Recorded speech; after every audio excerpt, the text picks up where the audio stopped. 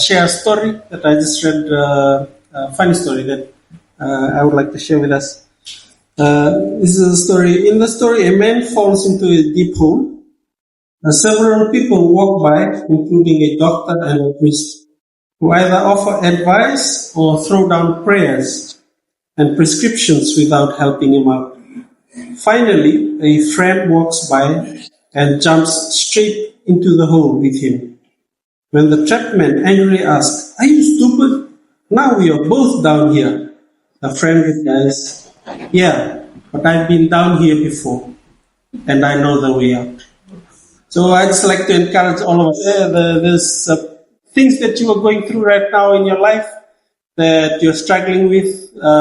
There's probably someone else in this house is also going through the same thing, and you probably are the person that can come up and share and encourage them.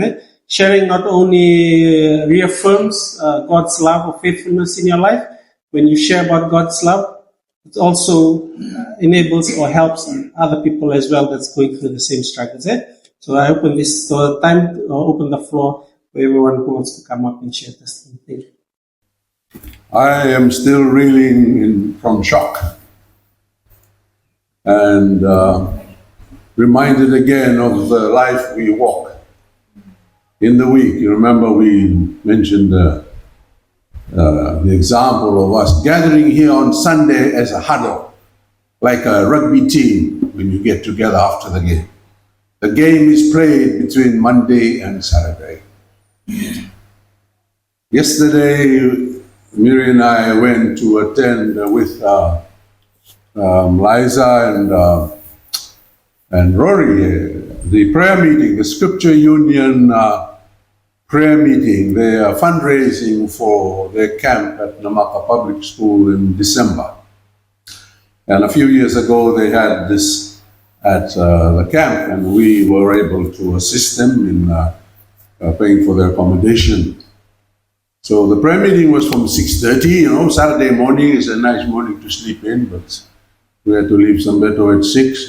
I had to borrow a car because I'm also without a car this week with family from New Zealand here and so on.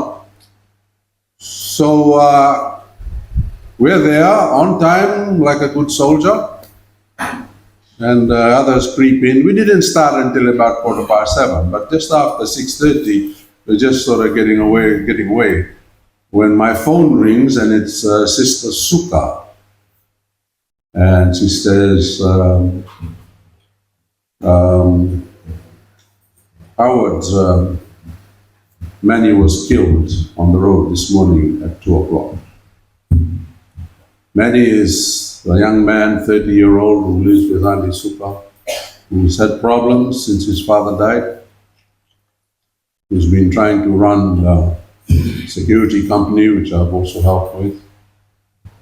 And he has been a very difficult person because of things to do with his mental health. But he is somebody whom I would sponsor in a walkathon,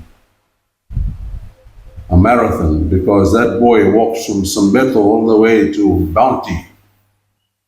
He walks that road. He walks with strength and endeavor. He was also put into reprimand in the jail a few months ago because of his behavior, and of course the police know the family because his father was a policeman for 37 years. So after he came out, I've been keeping check with him, I've had sessions with him. He's changed. His mother says he's changed. He's really changed. He's calm, he makes me tea, he does things like a boy should do for his mother. He's the youngest of 3, the other 2 are in the British Army in the UK. And this is the boy who was killed on the road 2 o'clock. Just a few weeks ago, Brother Tawake comes to a prayer meeting on Saturday morning and he says, "Well, I just saw an accident." And you'll remember there was the accident of the cabin crew, a Fiji girl as well, who was killed just in front of St. Mary's there. And it just turned out later, I got a message from Australia to realize that that is the daughter of somebody I went to school with. And on that same stretch of road, we have another one. These are the shocks that I'm talking about. And we've just come from Sukkah. We were there after the prayer meeting and so on. And this is a time when we need to help and encourage each other. Just to know that a mother has lost her third son. That's heavy. But it's a time when you and I, as people, this is where we become so-called Christians that we should be. Giving, whatever it takes. We don't know what to give to somebody at peace, to bring peace to them. But we thank God. And Sukkah, of course, and John were the first wedding in this church when we were at NASA. And so I thought I'd share that with you. The details of what's going to happen in the week and so on is still not thing yet, because there are things to happen in the week. But please just keep her in prayer. Thank you.